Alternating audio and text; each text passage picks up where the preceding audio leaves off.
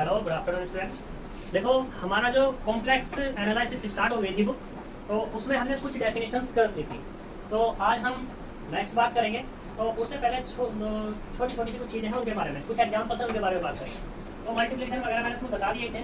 तो यहाँ पे एक एग्जाम्पल है, अच्छा एग्जाम्पल है। देखो कैसे कि मान लो लेट करो कि Z1 बराबर I, एक तुम्हारे पास कॉम्प्लेक्स नंबर और Z2 बराबर दूसरा कॉम्प्लेक्स नंबर, दोनों के दोनों I है। तो मुझे क्या करनी है, इसकी मल्टीप्लाई करनी है। तो Z1 इंटू Z2 कितना मिलेगा, I इंटू I, और I इंटू I मतलब I स्क्वायर, और I स्क्वायर कितना होता है माइनस। तो कुल मिलाकर कितना मिलेगा, Z1 इंटू Z2 बराबर माइनस के 1। ठीक, ये दो नंबर्स की मल्टीप्लिकेशन है। ठीक है, अब हम ये एक मोस्ट इम्पोर्टेंट है। देखो, जो मोस्ट इम्पोर्टेंट है ये हर फील्ड में, तुम इंटर में ले लो, जब तुम्हें जो क्या पढ़ते हैं वहाँ पे कॉम्प्लेक्स है थोड़ा सा वहाँ पे डिमोई वगैरह में, और दूसरा कोई भी तुम ऑब्जेक्ट तुम कोई भी पेपर दे लो, उसमें ये पूछा जाता है कि माइनस के a और root minus B equal to कितना, ये तुमसे पूछा जाता है। तो अगर मैं बात करूँ ऑप्शन दूँ तो ऑप्शन क्या होगा, कितना आएगा, रूट ए बी।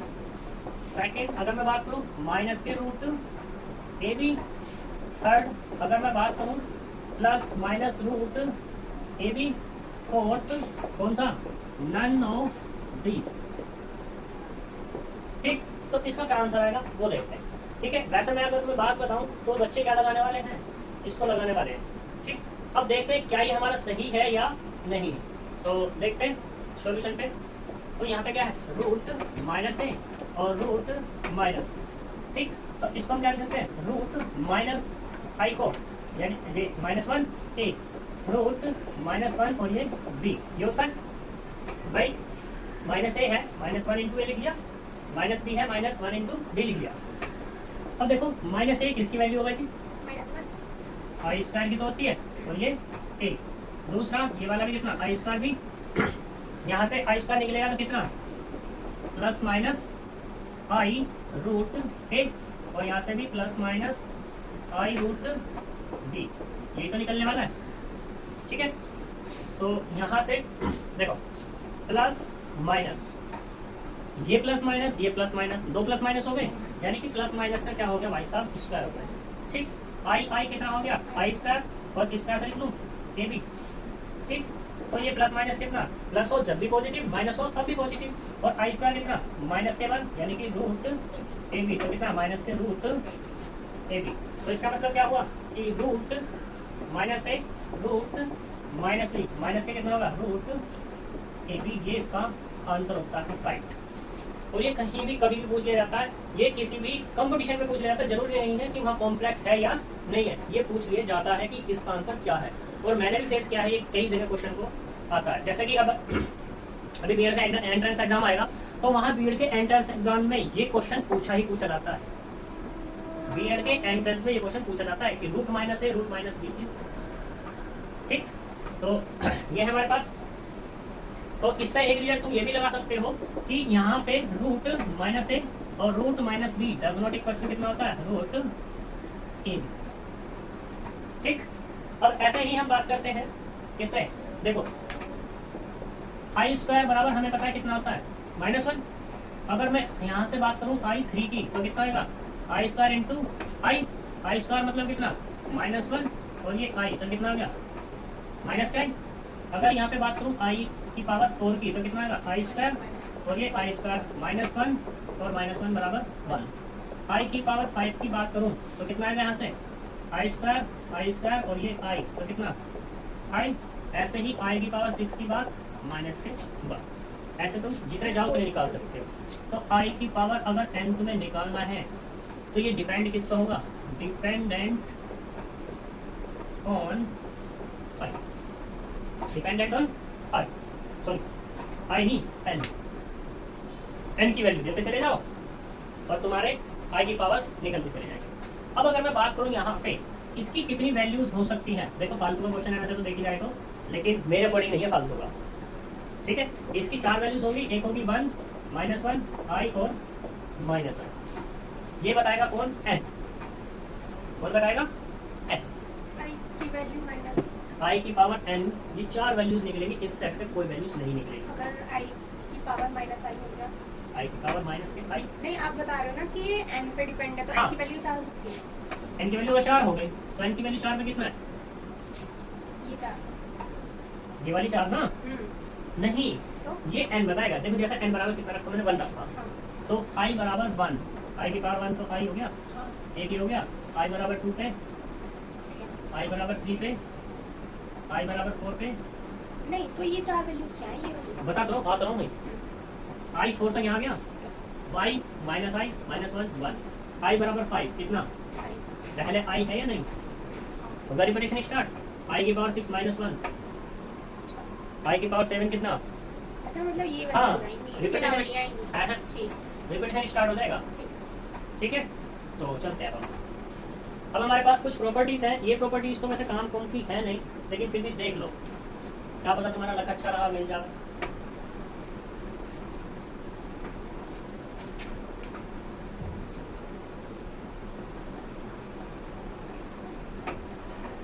प्रॉपर्टीज है, properties of a complex number. वैसे तो मैं इनको थोड़ा थोड़ा डिफाइन कर चुका हूँ पहले। Properties of complex number, C N short में लिखा मैंने, कॉम्प्लेक्स नंबर को सी एन। ठीक, पहला क्या है कि z1 प्लस के z2 बराबर किसके? z2 plus z1, previous lecture में बताया था ये। ठीक है, ऐसे ही कितना z1 plus z2 plus z3, इन दो को एक साथ ऐड करो, या z1 प्लस z2 एक साथ ऐड करो, फिर z3 को ऐड करो, तो वैल्यू कितनी मिलेगी? सेम। देखो z1 plus z2 plus z3, ठीक है, सही है। यानी कि हमने क्या किया, हमारे पास 3 कॉम्प्लेक्स नंबर है, इन 3 में से हमने 2 को लिया, z2 और z3 को ऐड किया, फिर उसके बाद z3 को ऐड किया उसमें, इनका एक एडिशन आया, मान लो इसका एक एडिशन आया z, तो क्या मिलेगा? z1 प्लस z, फिर इसका एक एडिशन आया, हमने कहते z डैश, और फिर z3, तो ये आपस में बराबर होंगे दोनों, ये कह रहा है बस, ठीक है। फिर ऐसे ही अगर z है कोई तुम्हारे पास और उसमें 0 कॉम्प्लेक्स नंबर ऐड करते हो, तो वो क्या मिलेगा तुम्हें? z ही मिलेगा, या 0 में कोई z ऐड कर लो तब भी z ही मिलेगा। 0 मतलब 0 है, 0 प्लस 0 आई, ठीक है। ये 0 किसको नाम देकर आता है? 0 कॉम्प्लेक्स नंबर, मतलब अगर 0 को किसी से मतलब उसका कोई एक ऐसा, मान लो ये हमारे पास z है, z बराबर कुछ भी है, z एक क्या है? कॉम्प्लेक्स नंबर है।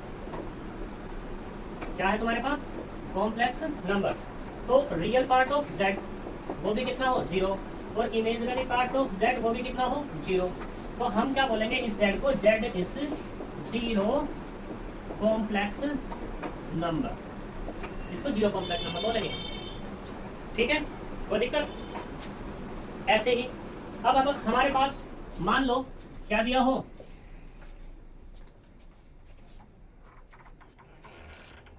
हमारे पास ये है 2 नंबर है, एक है z और दूसरा है माइनस के z। इन दोनों को मैंने ऐड किया, तो ऐड करने के बाद कितना मिला मुझे? 0 कॉम्प्लेक्स नंबर मिला। तो मैं कह दूंगा minus z is inverse of z, और वो भी इनवर्स कैसा है? इसका नाम है एडिटिव इनवर्स ऑफ z। मतलब कहने का क्या, हमने क्या किया था, बीएससी 3rd में पढ़ाया, बीएससी 5th में भी पढ़ाया, सेम है दोनों में, कि हमारे पास एक सेट होता है, उस सेट में एडिशन की अगर प्रॉपर्टी दी जाए, तो एडिशन की प्रॉपर्टी में क्या है, मान लो मेरे पास 2 सेट है, मतलब एक सेट है, ये सेट में कुछ भी एलिमेंट है, तो हमने एक निकाला a और एक निकाला b, हमने दोनों का ऐड किया a प्लस b, तो क्या मिले मुझे? 0। और 0 एडिशन की क्या होती है? आइडेंटिटी होती है। अगर a प्लस b बराबर कितना कहा मिला मुझे? 0 मिला, तो क्या होगा? a is additive inverse of किसका? b का, या ऐसे कह दो b is additive inverse of a। यही तो होती थी चीजें, तो यहाँ पर भी वही है, हम 2 कॉम्प्लेक्स नंबर को ऐड कर रहे हैं, और ऐड करने के बाद क्या मिल रहा है मुझे? 0 कॉम्प्लेक्स नंबर मिल रहा है, तो मैं कह दूंगा minus z is additive inverse of z, या z is additive inverse of इसका? माइनस z का। कोई दिक्कत यहाँ तक? ठीक है। अब नेक्स्ट पे बात करते हैं कि अगर मैंने 2 नंबर है, एक है z1 और एक है तुम्हारे पास z2, तो z1 को z2 में मल्टीप्लाई करो, या z2 को z1 में मल्टीप्लाई करो, तो दोनों की वैल्यू क्या आती है? सेम आती है। ये हमारा होता है कम्यूटेटिव लॉ। ये क्या होता है हमारे पास? Commutative law. ये एडिशन वाला था, ये मल्टीप्लिकेशन वाला है। सही है। ऐसे ही अब अगर मैं बात करूं यहाँ पे z, ठीक है, इसमें मल्टीप्लाई की किसकी, 1 की, ठीक, z इंटू 1, 1 भी क्या है, कॉम्प्लेक्स नंबर है मेरा, तो यहाँ पे इसको जो नाम दिया जाएगा 1 इज मल्टीप्लिकेटिव, क्या है, multiplicative identity of complex number. जो 1 है, 1 इज मल्टीप्लिकेटिव इनवर्स, ऐसा कह दो बस, इससे काम चल जाएगा। और यहाँ पे क्या कह दो, अगर हमने क्या माना था, यहाँ पे ये माना था 0, तो यहाँ पे इस 0 को कह सकते हैं 0 इज एडिटिव क्या, आइडेंटिटी। और सर अगर हम मल्टीप्लिकेटिव में भी 0 ले तो फिर वो 0 मल्टीप्लिकेटिव वो तो पूरा 0 ही हो जाएगा। अब तुम ये कहना चाह रही हो कि हमारे पास एक नंबर है z, इसमें हमने एक 0 कॉम्प्लेक्स नंबर लिया, इसकी मल्टीप्लाई करेंगे, इसको तुमने कह दिया x प्लस आई वाई, और ये कितना 0 प्लस 0 आई, तो ये तो भैया पूरा 0 हो जाएगा, यानी कि ये मिलेगा 0 प्लस 0 आई। तो यहाँ पूछ नहीं क्या सकते कि ये क्या है क्या नहीं है, हमारे पास तो 2 नंबर थे, एक था z और एक था 0 कॉम्प्लेक्स नंबर, उनकी मल्टीप्लाई करेंगे तो 0 ही आता है, ये है बस, ठीक है। और एक मोस्ट इंपोर्टेंट, मोस्ट इंपोर्टेंट में क्या है, देखो हमारे पास दोनों पॉइंट है, वो क्या है, पहला है the complex number xy is called multiplicative inverse of complex number ab। भाई मल्टीप्लिकेशन इनवर्स मैंने तुम्हें अभी बताया था, तो उसमें क्या था, उसमें यही चीज तो थी कि कोई तुम्हारे पास एक z1 और एक क्या तुम्हारे पास है z2, ये बराबर कितना है 1 के, तो यहाँ पे क्या है z1 is multiplicative inverse of किसका, z2 का, या z2 is inverse of z1, ये तो होता है। और ये किसका, मल्टीप्लिकेशन में क्या होगा, आइडेंटिटी 1 ही तो होती है। तो ये केस है, हमें कहना है इसमें कि एक नंबर लिया मैंने, क्या, कौन सा कॉम्प्लेक्स नंबर लिया x y, पेयर में बताया हुआ मैंने, ठीक है।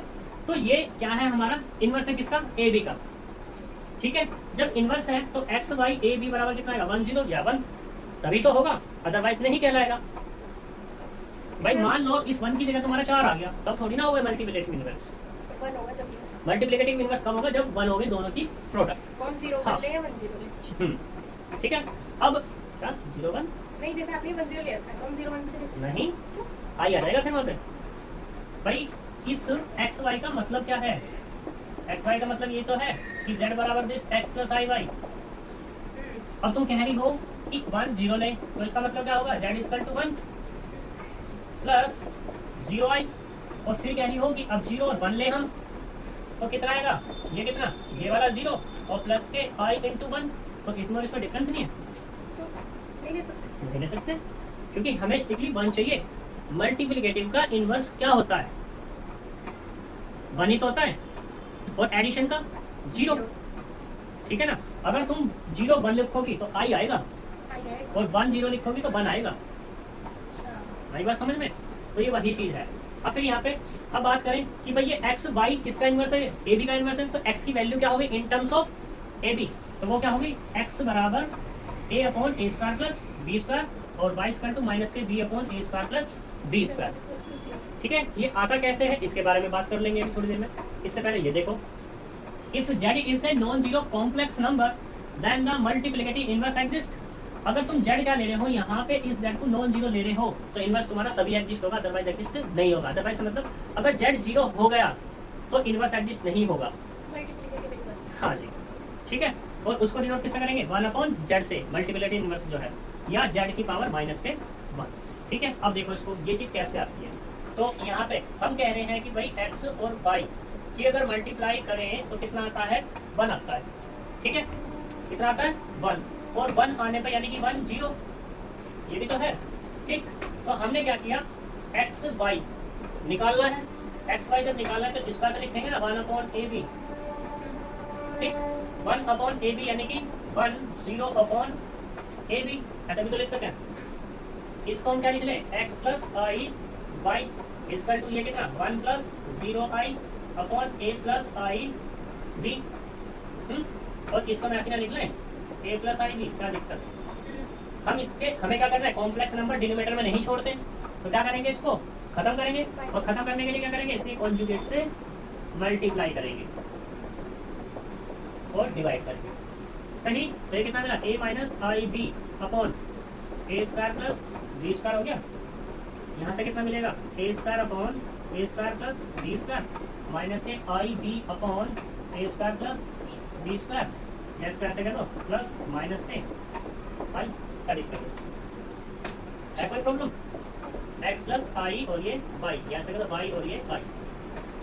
कंपेयर करो दोनों की, कंपेयरिंग ऑन बोथ साइड्स।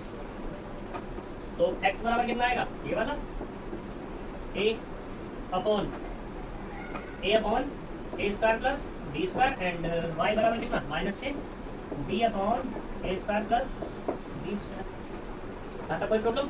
ये इसका इनवर्स, यानी कि अगर हमें एक्स वाई क्या है हमारे पास, the complex number X Y is called multiplication number, ये इनवर्स है इसका ए बी का, ठीक है। तो इसका इनवर्स जो निकलेगा, अब वो क्या निकलेगा भाई, एक्स वाई कह रहे थे हम, यानी कि एक्स वाई की वैल्यू कितनी निकली? ए upon A square plus B square और माइनस के B upon A square plus C square.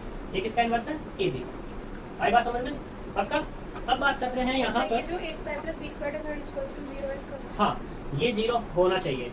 अगर ये कंडीशन है होल्ड तो ही हमारी ये एग्जिस्ट है, अदरवाइज एग्जिस्ट नहीं होगा। इसमें एग्जिस्ट, हाँ यानी कि इनवर्स अभी तो बताया कि इनवर्स कब एग्जिस्ट होगा, जब डज नॉट इक्वल टू 0 होगा। Z does not equal to 0 होगा तभी तो होगा। अब मान लो A square plus B square 0 हो गया, ए स्क्वायर बी स्क्वायर 0 कम होगा। इसके कुछ केसेस होते हैं, वो भी हम यहाँ डिफाइन नहीं कर रहे कि क्या है क्या नहीं, ठीक है। अगर जरूरत पड़ी तो आगे कर लेंगे, सही है। अब हम चलते हैं आगे। अब है हमारे पास complex modulus of a complex number. अगली हेडिंग है मॉडुलस ऑफ कॉम्प्लेक्स नंबर। यहाँ से मेन काम तुम्हारा स्टार्ट होता है।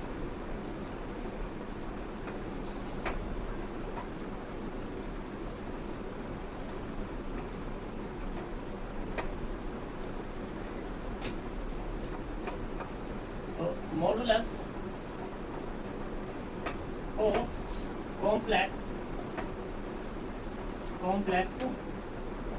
नंबर्स, ठीक है। Modulus of a complex number क्या है कि मान लो late z is equal to x plus i y is a complex number, then modulus of z यानी कि x plus i y, ये जो तुम्हारा निकलता है ये होता है, देखो रियल पार्ट का स्क्वायर यानी कि एक्स स्क्वायर प्लस के वाई स्क्वायर, ये तुम्हारा मॉडुलस निकल जाता है किसी भी कॉम्प्लेक्स नंबर का।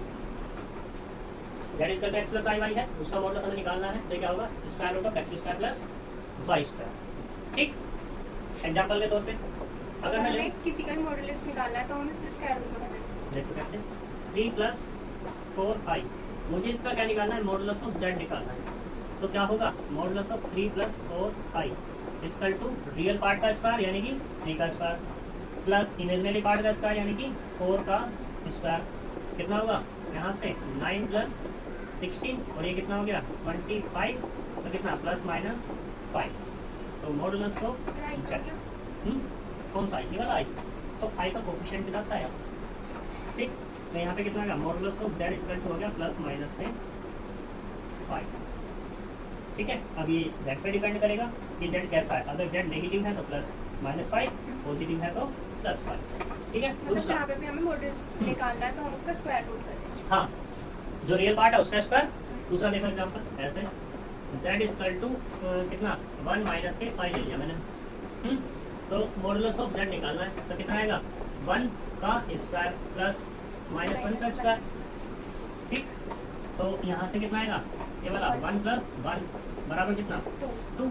ये कितना होगा? मॉडुलस ऑफ z हो गया, ठीक है। प्लस माइनस भी लगा सकते हो, ऐसे यहाँ हटा भी सकते हो, लगा सकते हो, चलो हटा, ठीक है। नहीं तो यहाँ निकल के अब बात करते हैं, देखो एक नोट पॉइंट में बात करते हैं। इफ z बराबर कितना? x प्लस आई का y, हमने इसका क्या लिया? कॉन्जुगेट लिया, z कॉन्जुगेट x माइनस के आई y। हमने दोनों की मल्टीप्लाई की z इंटू जेड कॉन्जुगेट, ये कितना मिलेगा मुझे?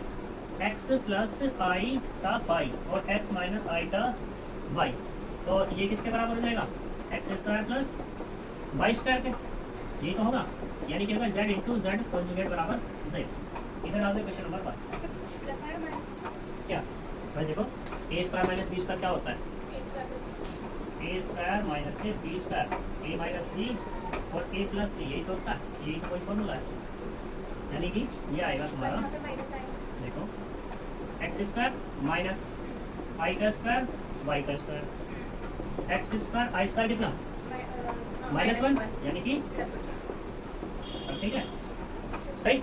नाउ मॉडुलस ऑफ जेड कितना होगा, square root of X square plus Y square होगा। हम इसका स्क्वायरिंग कर दें तो दोनों तरफ कितना आएगा, X square plus Y square होगा। दोनों तरफ स्क्वायर कर दें तो स्क्वायर रूट हट जाएगा इसका, भाई ये स्क्वायर रूट है और ये, तो कितना मिलेगा X square plus Y square. 1 और 2 दोनों बराबर है या नहीं, राइट हैंड साइड, बाय किससे 1 एंड 2 से, तो मॉडुलस ऑफ जेड का स्क्वायर बराबर कितना जेड इंटू जेड का कॉन्जुगेट। ये मोस्ट इंपोर्टेंट स्टेटमेंट होता है, कहीं भी कभी भी कैसे भी यूज हो जाता है। ये कहीं पे लिखा है मॉडुलस ऑफ जेड का स्क्वायर तो इसका मतलब जेड इंटू जेड कॉन्जुगेट। आई बात समझ में सबका, ये हमारा एक स्टेटमेंट है। चलते हैं आगे 4।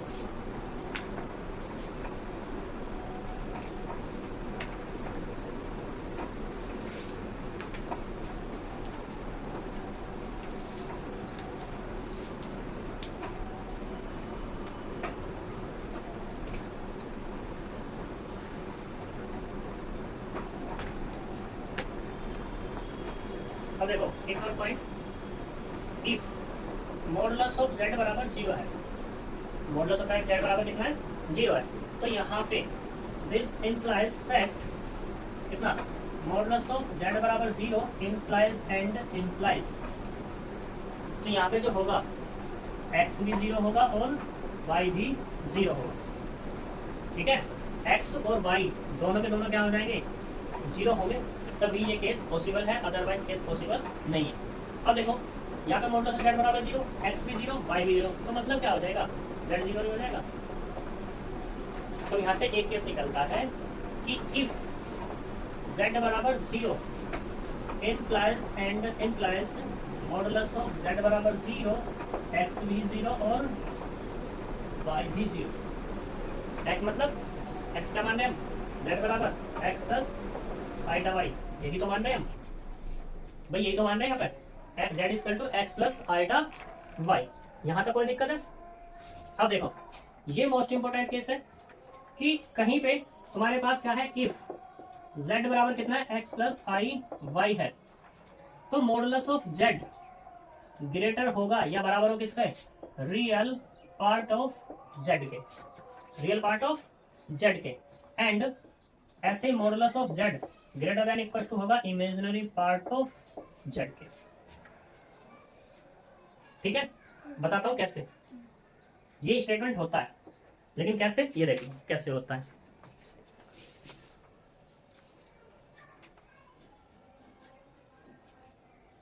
देखो भाई हमने लेट किया कि z बराबर 1 प्लस के 2i, यहां से हम बात करें रियल पार्ट ऑफ z, तो कितना है रियल पार्ट ऑफ z कितना है 1 and imaginary part of z कितना है 2। ठीक, ये आ गया। हमने निकाला मॉडुलस ऑफ z, तो कितना निकलेगा 1 का स्क्वायर और 2 का स्क्वायर यानी कि √5, तो कितना मिल गया मॉडुलस ऑफ z बराबर √5 मिल गया। अब एक बात बताओ, √5 क्या ग्रेटर है 1 से, √5 ग्रेटर है 2 से, है ना, और √5 क्या है भैया मॉडुलस ऑफ z, √1 क्या है भैया real part of z, and modulus of z greater imaginary part of z। होगी कंडीशन डन। अब तुम सोच रहे हो इक्वल टू कैसे हो सकता है, इक्वल टू का भी तो कैसा है, तो देखो अदर क्वेश्चन लो, z इक्वल टू मैंने ले लिया कितना 1 plus 0i, modulus of z कितना आएगा स्क्वायर रूट ऑफ 1 प्लस 0 का स्क्वायर 1। अगर मैं बात करूं रियल पार्ट ऑफ z की तो वो कितना 1, इमेजिनरी पार्ट की बात करूं तो वो कितना 0। तो देखो मॉडुलस ऑफ z कितना है 1 है, क्या ये 1 बराबर नहीं है 1 के, जब 1 बराबर है तो मॉडुलस ऑफ z बराबर हो गया ना रियल पार्ट ऑफ z के। इस वाले केस में मॉडुलस ऑफ z ग्रेटर हो गया ना इमेजिनरी पार्ट ऑफ z के, क्योंकि ये तो 1 है और ये क्या है 0, तो 1 तो हमेशा होता है। आई बात समझ में, हमेशा ये वाली कंडीशन डन करेगा, या तो बड़ा होगा या क्या होगा, बराबर होगा। ठीक है, और दोनों में से एक ही कंडीशन तो डन करता है, कभी दोनों एक साथ थोड़ी ना करता है। ठीक है ना, ऐसा हो सकता है इसमें ग्रेटर की कर जाए, इसमें इक्वल टू की कर जाए, या इसमें ग्रेटर की कर जाए, इसमें इक्वल टू की कर जाए। फॉर एग्जांपल इज दिस, इसमें क्या कर गया, ये इक्वल टू की होल्ड कर गया, इसमें ग्रेटर की कर गया। अलग अलग के लिए तो हो सकता है, मतलब रियल और इमेजिनरी में। आई बात समझ में, पक्का। अब हम चलते हैं किस पे, एक पोलर फॉर्म पे चलते हैं। कॉन्जुगेट ऑफ जेड तो हो गया ना हमारा, कॉन्जुगेट जेड हो गया हमारा। तो एक नोट पॉइंट और, एक नोट पॉइंट क्या है, की तरफ करते हैं हम।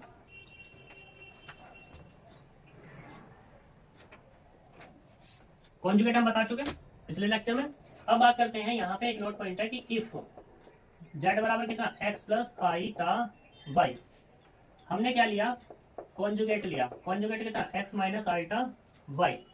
ठीक, तो हम क्या कर रहे हैं, यहाँ पे मॉडुलस ऑफ जेड निकाल रहे हैं। कितना निकलेगा, X square plus Y square निकलेगा। मॉडुलस ऑफ जेड कॉन्जुगेट निकालें तो वो कितना निकलेगा, ये दोनों बराबर हैं। जब बराबर है तो मॉडुलस ऑफ जेड बराबर कितना, मॉडुलस ऑफ जेड कॉन्जुगेट। यानी कि दो नंबर, एक नंबर है हमारे पास जेड, अगर उसका कॉन्जुगेट लूं और फिर उनका मॉडुलस लूं तो आपस में बराबर होते हैं। ठीक है, चलो फिर एक नेक्स्ट, हमारे पास एक है जेड, इसका मैंने कॉन्जुगेट लिया और फिर कॉन्जुगेट लिया तो कितना मिलेगा, जेड ही मिलेगा। कैसे, जेड बराबर लेट करो एक्स प्लस आईटा वाई, तो यहाँ से क्या, जेड कॉन्जुगेट लिया, कितना आएगा, एक्स माइनस आईटा, फिर जेड कॉन्जुगेट और उसका फिर से कॉन्जुगेट, तो कितना आ जाएगा, एक्स प्लस आईटा हो जाएगा। और एक्स प्लस आईटा किसके बराबर है, जेड के, भाई जेड बराबर x plus i why they रहे हैं। हमने कॉन्जुगेट निकाला, कॉन्जुगेट क्या होता है, जहाँ आई हमारे पे क्या हो जाएगा, माइनस का आई हो गया। फिर से दोबारा कॉन्जुगेट लिया, माइनस आई का क्या हो जाएगा, और ये क्या हो गया, एक्स प्लस आई वाई किसके बराबर है, तो जेड हो गया। तो इसका मतलब क्या हुआ, जेड का कॉन्जुगेट और फिर उसका भी कॉन्जुगेट कितना हो जाएगा, हो गया। चलो अच्छी बात है। अब हम और एक 10 मिनट का और है, ये हमारा एक टॉपिक कंप्लीट हो जाएगा। ठीक है ना, या कल करें, चलो कल कर लेंगे हम। ठीक है, तो मिलते हैं कल नेक्स्ट वीडियो के साथ। Thank you very much.